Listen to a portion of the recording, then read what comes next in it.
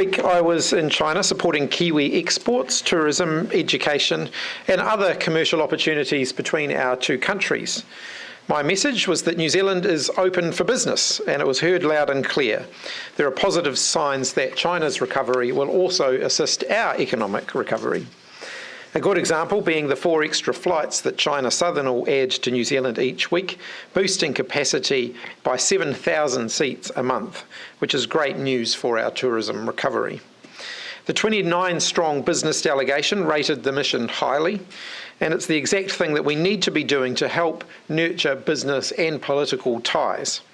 Since I became the Prime Minister, I have made trade and export growth a key focus of all of my overseas travel. I intend to continue to do that. It's my intention to lead at least 2 international trade delegations every year that I am Prime Minister. Export growth is good for our economy, it's good for Kiwi families, it'll help to grow incomes, generate jobs and raise the living standards of all New Zealanders. This week the government's focus is on our health system, and we've got a series of announcements coming over the next week. Since taking office, the government has increased per capita... Sorry, Siri's just talking to me. Since taking office, the government has increased the per capita investment in our health system by 66%. A big chunk of that extra investment has been increasing the pay of our health workforce to ensure that it is fair and competitive. You will have seen this morning that the NZNO and the PSA leadership have reached a historic in-principle agreement with Te Whatu Ora on pay equity. More than 30,000 nurses employed by Te Whatu Ora will soon vote on a pay equity rate and a back pay offer. It's a historic pay equity settlement. It will be the largest in New Zealand history. I'm incredibly proud of the $4 billion commitment we've made to address pay inequity in this largely female workforce who have campaigned for years to have these issues addressed. The proposed settlement sees a 6.5% increase to the rates for senior nurses and a 4.5% increase for graduate nurses. In addition, nurses will receive lump sum payments totalling $15,000 to address their back pay issues. That comes on top of the interim pay equity adjustment that was paid in April this year, 14%, and the previous lump sum payment of $10,000. When you add those things together, alongside the collective bargaining increases that nurses have received since we became the government, a new graduate nurse's starting salary has gone up by 40.7%, and the salary for registered nurses at the top of their scale has risen by 49.2%. That's a very proud track record and one that I'm happy to stand on, but our work is not yet finished. Yesterday, we also announced further action to grow the nursing workforce by adding 830 additional clinical placements for nursing students. 130 students will be able to commence their nursing studies in the second half of this year, and a further 700 will be able to do so next year, increasing the number of nurses we train each year by around 10%. We know that we need more nurses, and this initiative responds to the nurses' organisation's Maranga Mai campaign, which calls for more people to train to be nurses, and it sits alongside the immigration green list settings that are helping to bring more nurses into the country. After taking a bit of time to gear up, our health reforms are now really helping to bring about the sorts of changes that we need to see. A nationally and consistent approach to training and hiring nurses will assist with shortages and with improved pay. But one area where a nationally consistent approach can really pay dividends is when it comes to wait lists. The old system saw variations that created a postcode lottery when accessing services, and it led to a lack of collaboration to speed up the time it takes for someone to get the treatment that they need. Since becoming the Minister of Health, Dr. Verrill has made reducing wait lists and removing that postcode lottery a key priority. I'm now going to hand over to her to provide details of our plan to give around 3,500 more New Zealanders access to cataract surgery. Dr. Verrill. Thank you, Prime Minister. Kia ora tātou katoa, and good afternoon, everyone. When I became Minister of Health at the beginning of this year, I said the 3 areas I'd be prioritising would be winter, workforce and wait lists. The announcement today marks important action on wait lists. For decades, former DHBs had threshold scores for eligibility for cataract surgery that ranged widely from 45 to 61. A score of 46 represents mildly reduced vision. A score of 61 represents poor vision and means a person can no longer legally drive. In Auckland and Waitemata, for example, you become eligible for a cataract operation at a score of 46. But in Canterbury and the Southern District, you need a score of 61. Districts will now be working towards a maximum score of 46, which means patients with mildly reduced vision due to cataracts will be able to access surgery. The government is committed to eliminating the inconsistency patients experience when they need surgical treatment across New Zealand because of the postcode lottery for care. The health reforms have allowed us to end this postcode lottery in healthcare when some people got surgery with mild disease, whereas others had to wait until they were legally blind. This work is enabled by the investment in Budget 23. Te Whatuora prioritised $118 million to address waitlist issues and standardise healthcare and this initiative responds to calls from ophthalmologists across the country for a consistent national threshold. Te Whatuora's hospital and specialist teams will work with those who refer to surgical services to identify who will be eligible for surgery under the new scores as they are progressively rolled out and will ensure they have timely access to the procedure.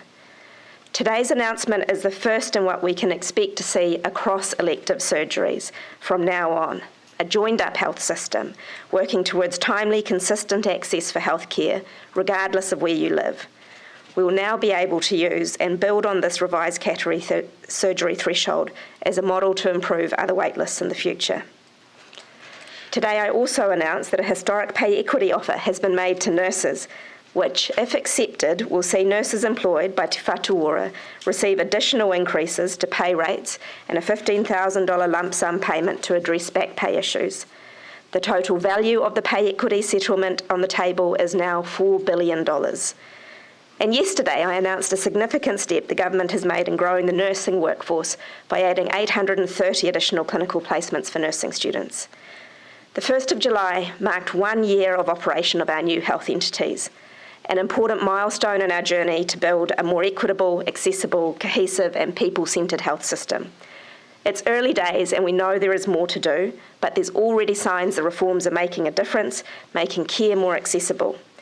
Under the old system, we would not have been able to add those 830 clinical places for nurses or standardise access to cataract surgery. I'm happy to take your questions. Right, we'll do questions on health first and then we'll move on to other topics. So, Amelia. So if you're levelling the playing field essentially so everyone has an even footing on when they can access the health system, how will you ensure that the health system is there for those who need it? Because it's not just that there's a discrepancy in how they're rated, whether it's 46 or 61, for example, but it's also access to care. So how will you make sure that you've got the doctors, the hospitals, and everyone you need so that someone can get a cataract surgery as soon as they need it? Firstly, even without this change, there are Te Whatuora's leading measures to drive down the wait list, starting with those that have had the longest waits and also making sure that those with clinically urgent need are addressed. Secondly, we anticipate that as we make these changes and roll them in progressively, and in some places it will take 18 months to roll that in those areas you will have to do a catch-up of those people who are newly eligible. We think that is approximately 3,500 people, and we'll be using capacity in the private sector as well as the best use of our public capacity to meet that extra demand, and then from there on we think demand will stabilise. For example, will you be flying in doctors, for example, to perhaps the West Coast, which may not have the same number of staff or the expertise needed for cataracts? Or so what are the logistics of how you... The main thing we will do is prioritise additional funding to those areas where that catch-up is required. That can be used for one of two things. Firstly, outsourcing to the private sector where there's capacity there, and secondly, an approach called insourcing, which is where we might pay our public staff to do extra operating lists if they're willing on a Saturday to get through that sort of hump of work that we have to do at the very beginning when the threshold criteria changes. Do you have an idea of sort of the discrepancies between the wait lists between different regions as they stand currently? So currently there are 7,884 people waiting for procedures. 67% of them have been waiting for less than 4 months, and the work to get the long tail of people on the wait list treated is well underway. 4,052 of them in the northern region, 1,278 in Te Manuataki, 1,317 in central, and 1,237 in Te Waipounamu. And if this is the beginning of the end of the postcode lottery, why did you start with cataract? I know that the ophthalmologists have been pointing out that this is such a visible and important area to act on first, and they were ready to do that. We actually have a number of engagements with other clinical groups to see if we can make similar changes in other areas, but it's a matter of getting the logistics of all of those right. Without a slew of new nurses and doctors, is this not just tinkering at the edges? You'll recall we had the waitlist task force or planned care task force report last year. There is a lot we can do to use our systems more efficiently. There's a lot of work underway to make sure our theatre efficiency is improved, for instance, to get what value we do have, get maximum value out of our facilities and make sure we continue to move the lists. We are making progress, particularly where this has been a focus for a long time. In the northern region, we're seeing them really get down to reduce those number of people waiting more than 12 months substantially. Minister, do you have any oversight over the first specialist appointments, sort of what the backlog is for that one? Sorry, we'll have to get back to you on that. Minister, how confident are you of training 830 nurses in the next 18 months?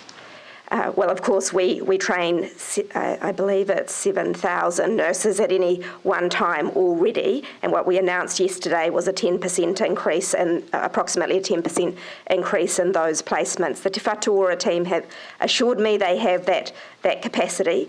We will need to be working with education providers to make sure that we're identifying the eligible students to come through and growing our demand of students who want to come into careers in health to make that happen. How much consultation was there with the nursing training organisations and the sector before this announcement, the 830 number? Yeah, I'm aware that health officials have been working for some time with the tertiary education organisations and TEC. On the nurses' pay offer, how big of a deal is it? Is it a significant breakthrough? It is incredibly important to be able to make this offer to nurses.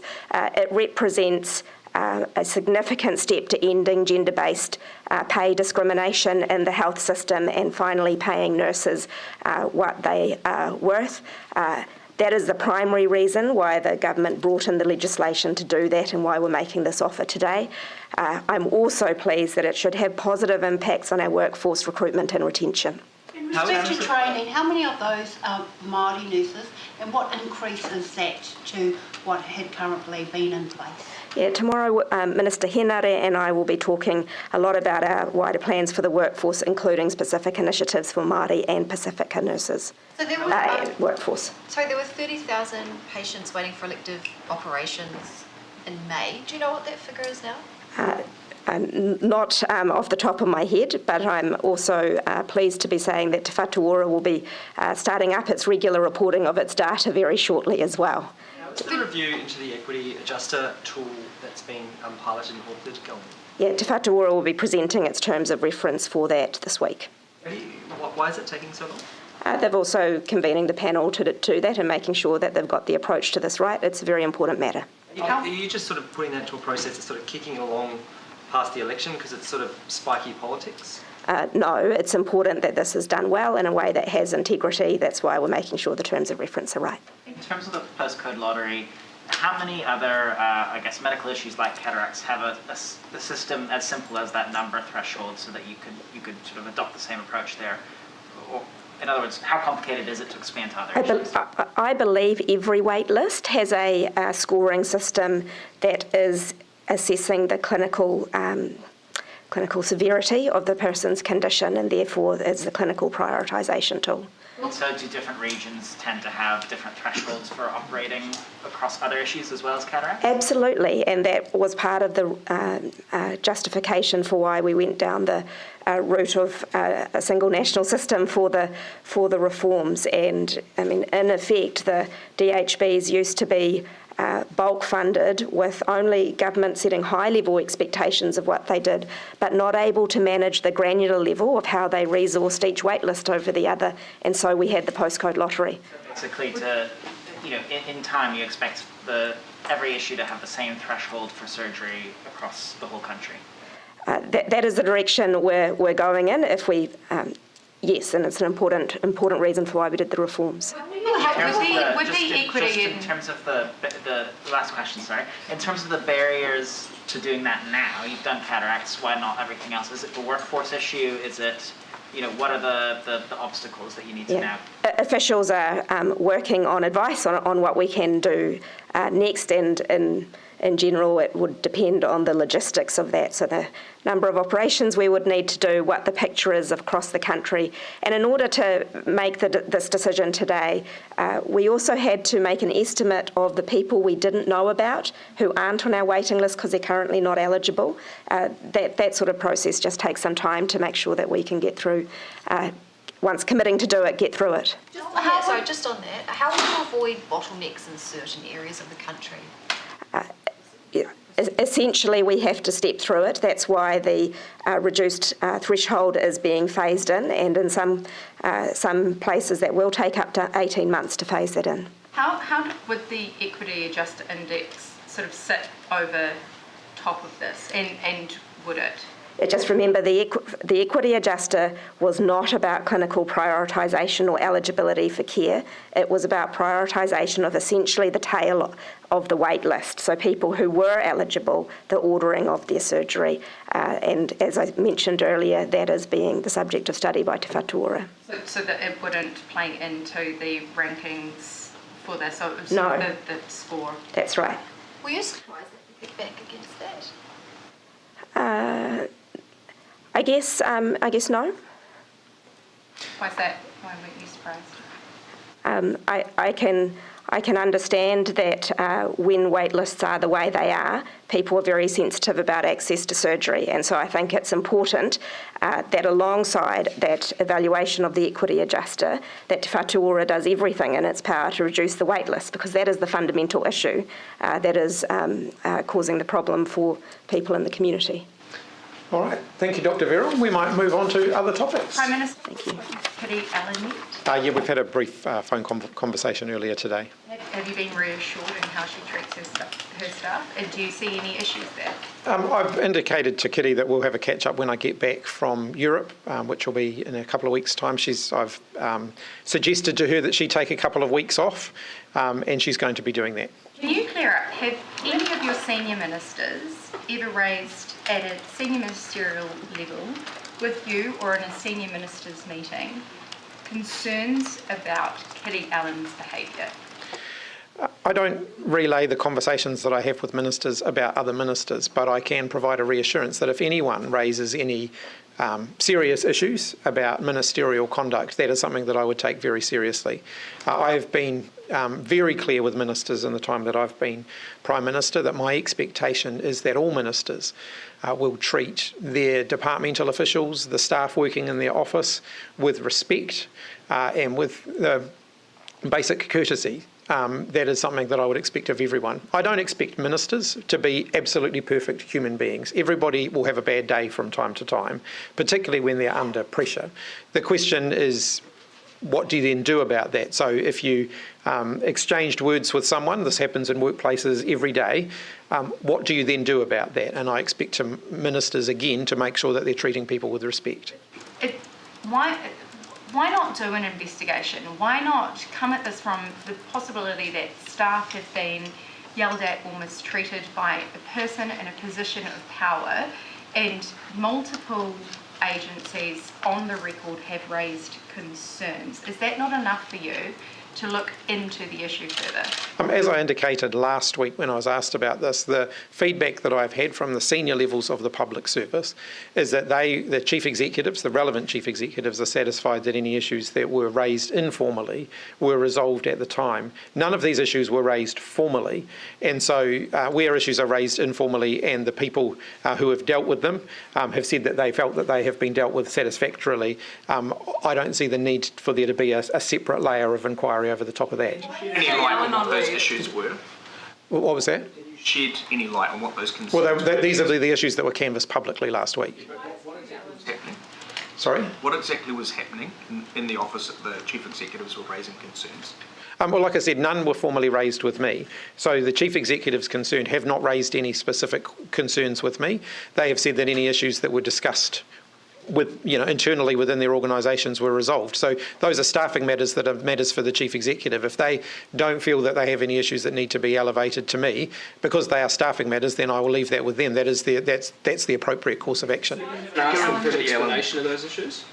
I haven't asked them for details of employment matters concerning the people who report to them, because they ultimately are their employees, and the Public Sector Act is pretty clear about that. So why have you suggested that Kitty Allen take a couple of weeks off? Kitty had a rough couple of weeks, and I think it would be good for her to take some time off. She's indicated that she would like to take some time off. It's school holidays. A lot of people will take a bit of a break during this time, and I think that would be a good thing. Is it connected in any way to into her past sort of bad behaviour, these allegations of bad behaviour? Generally speaking, when any minister has been the subject of intense scrutiny, as Kitty has been in the last few weeks, I would encourage them to take a bit of a breath, and that's what I'm doing here. Kitty Allen was at Parliament last week, and she sort of gave us the impression that she had taken some time out, looked after herself, and was now back like match fit. What in that conversation that you had with her made you feel like you should suggest more time off? Kitty indicated that she would appreciate some time off. I think that would be good. Can you elaborate on that though? Because No. Can you give us any more details about, do you have concerns for her welfare or her well-being? Ultimately, not that I'm going to share publicly, and Kitty's indicated that she would like a bit more time off. I completely accept that, and I'm happy for her to have it. Well, and you're confident in her working as a minister going forward? Look, as I've said, we're going to catch up and have a good chat about where everything's at when I get back from Europe, which will be Friday next week, and I'll have a conversation with her about that then. It sounds like you're leaving the door open for her to depart at that point.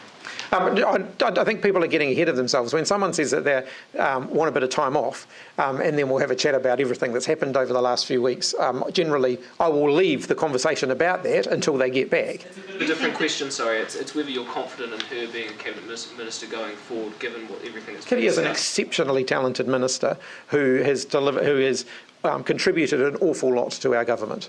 Did you think that Kiri is getting a fair crack here, whether it's the media reporting or the opposition going after her? I mean, it does seem like some of these allegations are yet to be substantiated.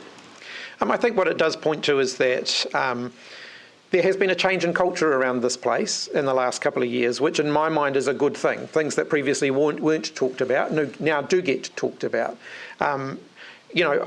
As an former opposition member, I can tell you that allegations of this nature flew around the place all of the time, and the whole 9 years I was in opposition, and none of them really made it into the public domain. I'm talking about of ministers in the previous government.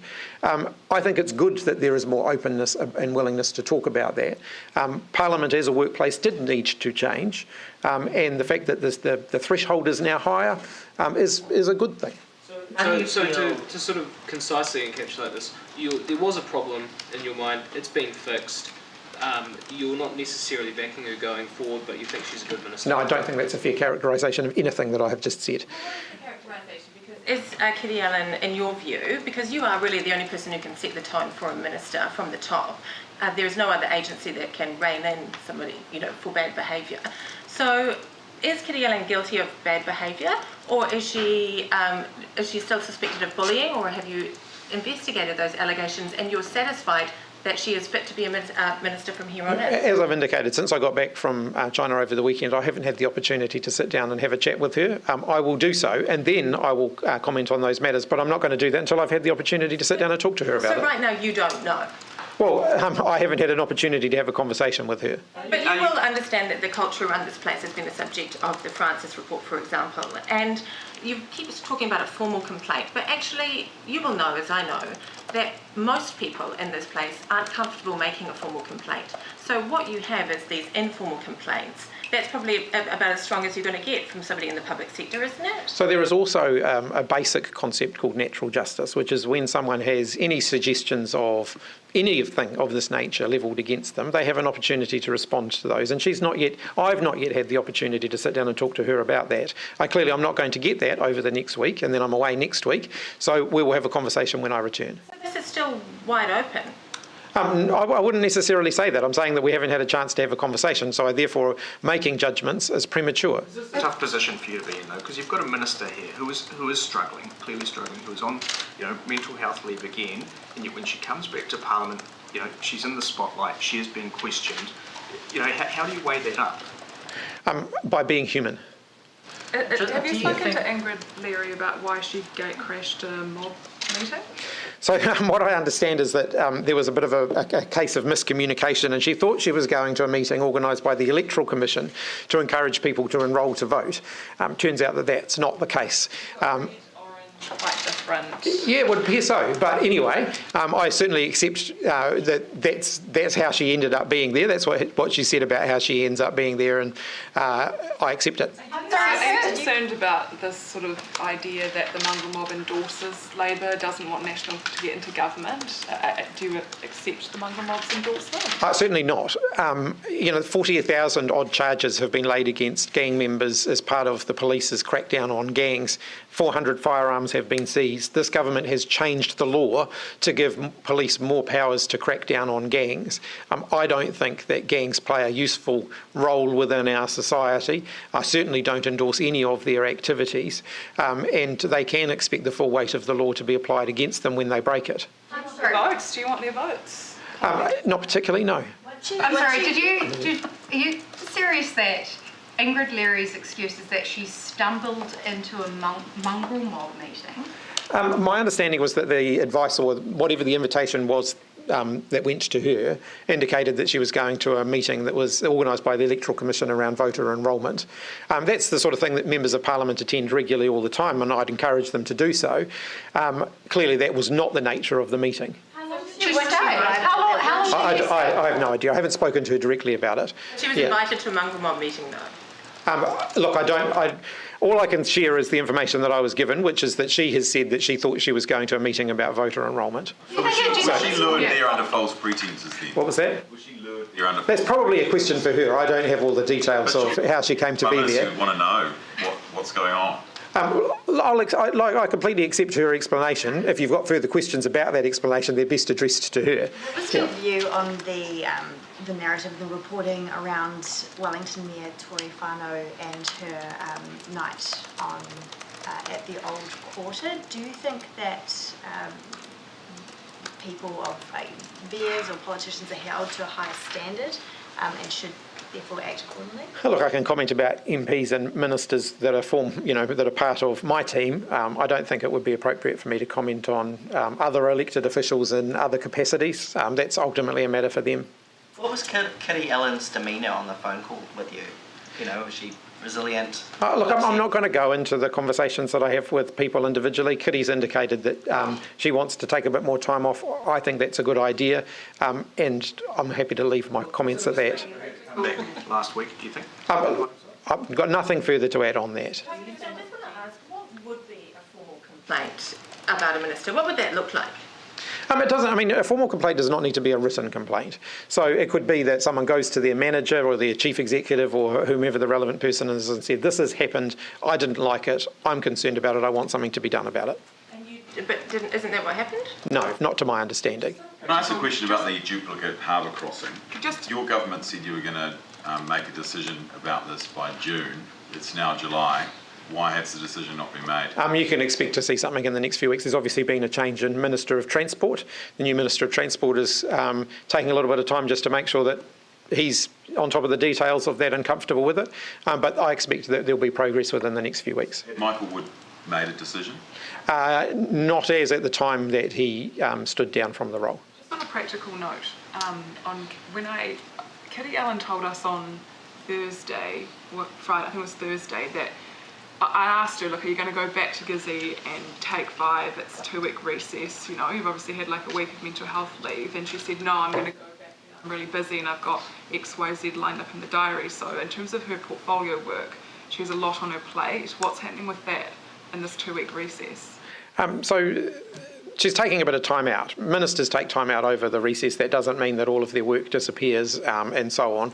And so if there is a need at any point for someone else to pick up any extra workload to help her out, then I'm happy to facilitate that. But at this point, I don't think that's needed. Māori health experts are calling for tighter regulation on alcohol to reduce harm. Is that something you're committed to? Alcohol, there's been a lot of work done around alcohol reform across the entire time that I've been a member of Parliament. It's a pretty broad topic. If you've got something more specific, I could give you a more specific answer on that. But there are bits of that I've supported and bits of it that I haven't. So happy to answer more specifics.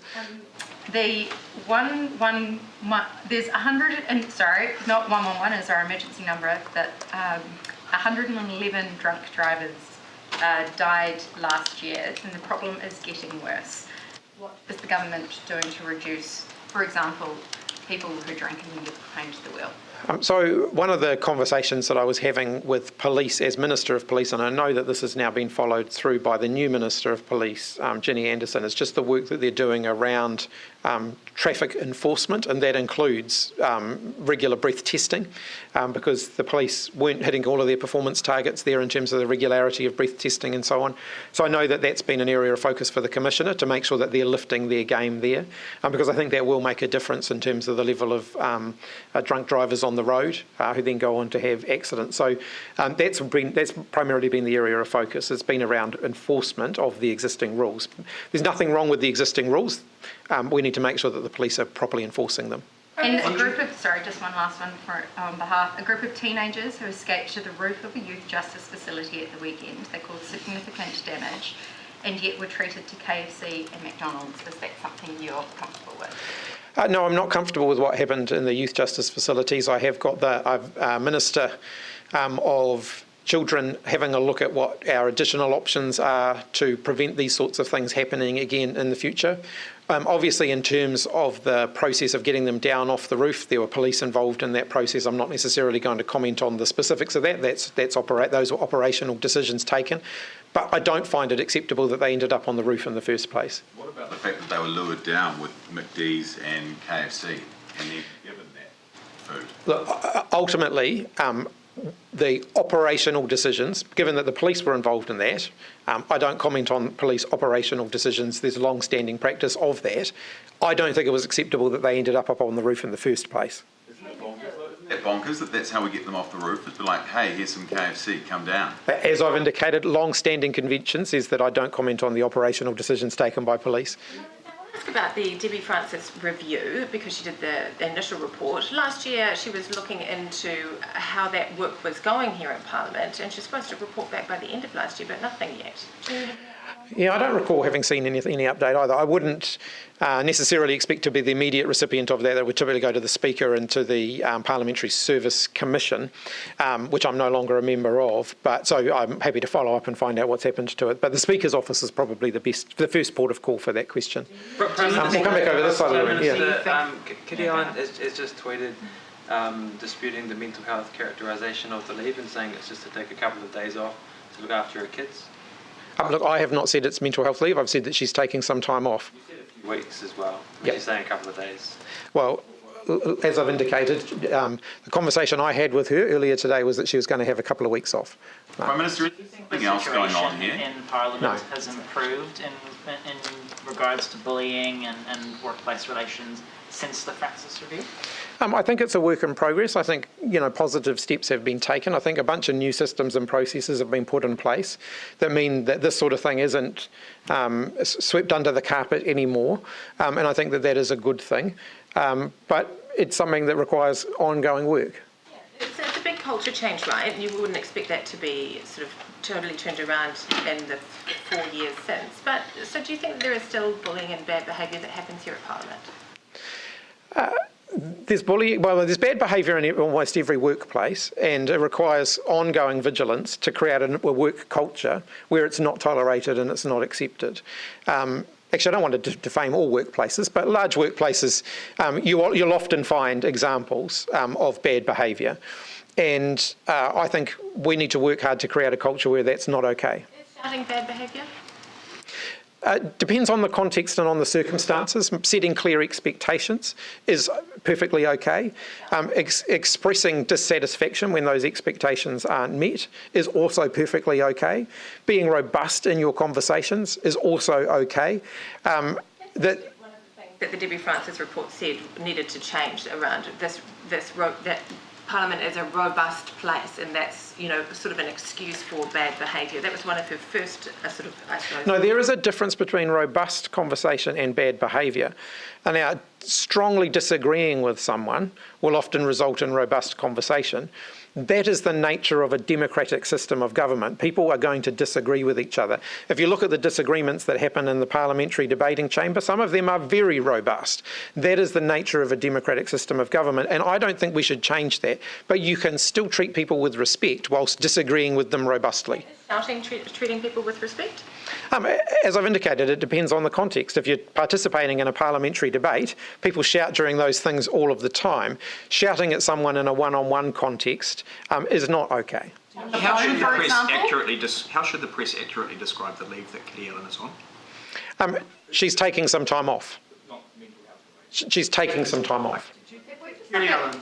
So if we just look at the roll call of ministerial mishaps this year, you've had a minister who's been sacked, one who's ghosted you, another who's had to apologise for negligence, one who's been forced to stand down, and now one who is under fire, or there are questions around their treatment of staff. Can the public have confidence in your cabinet? Yes.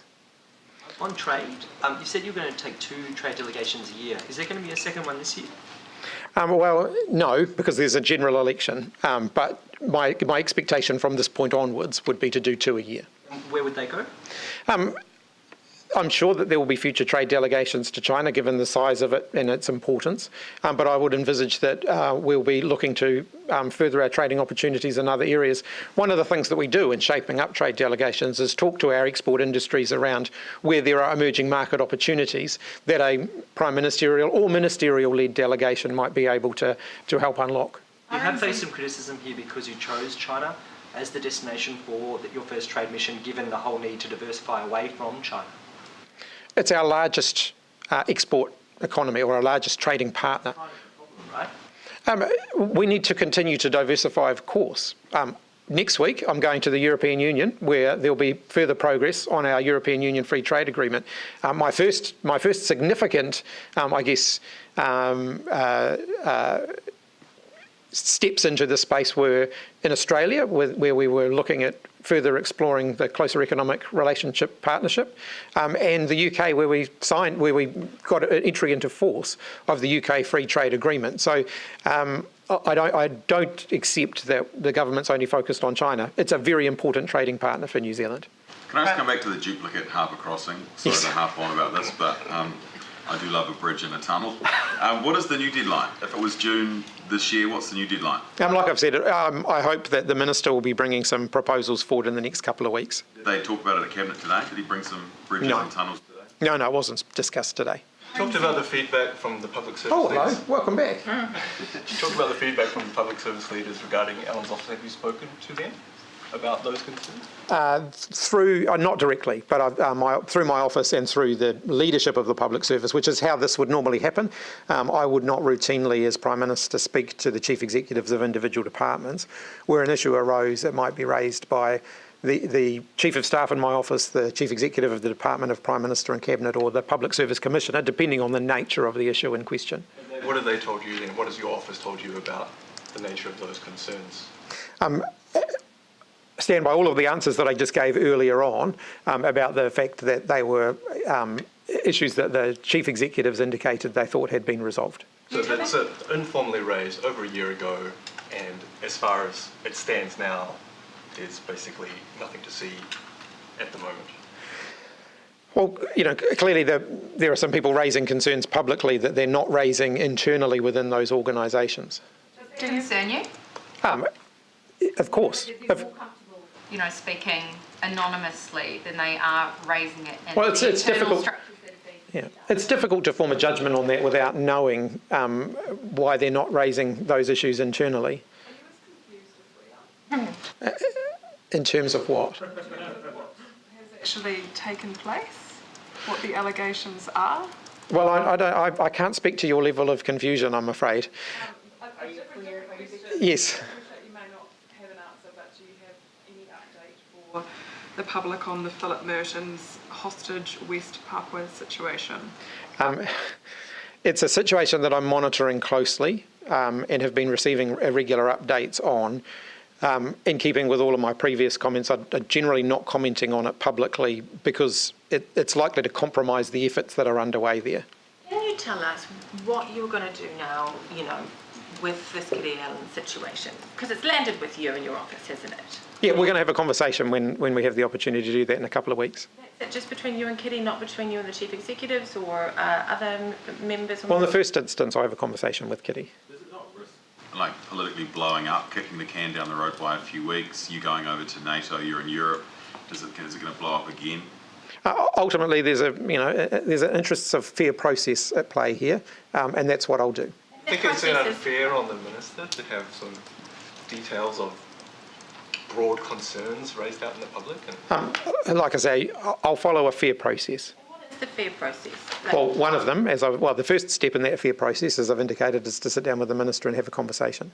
Like an employment process and an equivalent for a minister? Well, it depends on the nature of that conversation. You haven't asked her to reconsider her future as a minister? No. Has she offered her resignation, or is that discussion? No. Okay, thanks everybody. Thank you. Thank you.